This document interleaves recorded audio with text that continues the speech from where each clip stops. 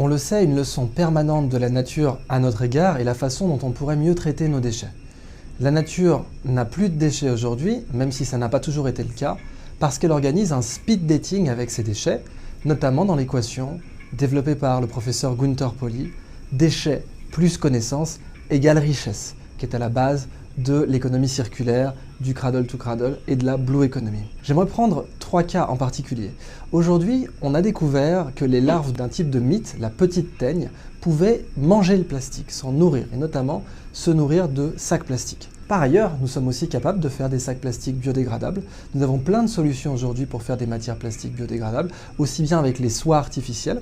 On copie la soie du verre à soie qu'on essaye d'améliorer pour régler sa biodégradabilité et décider quand elle deviendra soluble, quand elle deviendra dégradable ou pas. On sait faire aussi de la matière plastique à base de chardon. L'entreprise italienne Novamont a reconverti des centrales en Sardaigne, des centrales pétrochimiques qui je crois étaient issues de Eni, la firme pétrochimique italienne. Ils les ont reconvertis en centrales pour produire des bioplastiques à base de chardon, et uniquement de chardon, des bioplastiques bien sûr biodégradables. Si on en revient à la soie, une équipe chinoise avec d'autres chercheurs a découvert que quand on nourrit des vers à soie avec des nanotubes de carbone, eh bien on obtient une sorte de super soie qui aurait des applications très variées, aussi bien dans le monde biomédical que pour faire de l'électronique à fleur de peau ou de l'électronique à fleur d'objet. Vous savez que les nanotubes de carbone sont conducteurs. Donc plein d'applications ici quand on hybride certains matériaux ou quand on utilise un déchet, dans le cas de la mite ou dans le cas du chardon, pour faire du plastique. Ah tiens, d'ailleurs, on a des cas où les oiseaux aussi vont utiliser des déchets pour décorer leur nid. On a parlé de l'oiseau jardinier satiné dans une autre vidéo, qui d'habitude décore son nid avec des petites fleurs bleues et qui maintenant, signe des temps, va plutôt utiliser des capuchons de bouteilles et des capuchons de stylo. On a découvert aussi que certains moineaux, certaines mésanges, pouvaient tapisser leur nid de mégots de cigarettes, en particulier de filtres, parce que ces filtres sont répulsifs pour certains de leurs parasites, dont les poux.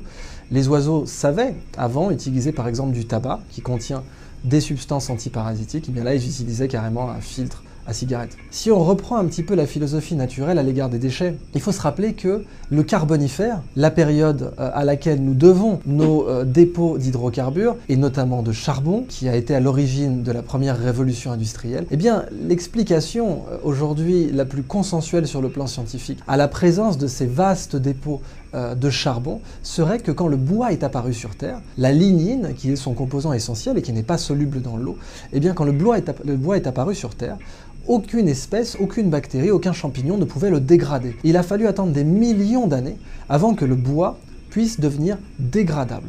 Donc c'est une sorte de paradoxe pour nous, parce que le bois est une matière plutôt noble aujourd'hui, qui est de plus en plus rare en intérieur, et que l'on ne considère certainement pas comme un déchet.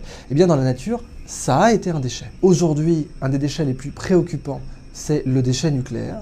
Eh bien, une équipe britannique de l'université de Bristol, si ma mémoire est bonne, a découvert que l'on pouvait faire un diamant synthétique avec le graphite qui sert de modérateur dans une centrale nucléaire à uranium, avec le graphite irradié et qui est contaminé avec des déchets nucléaires.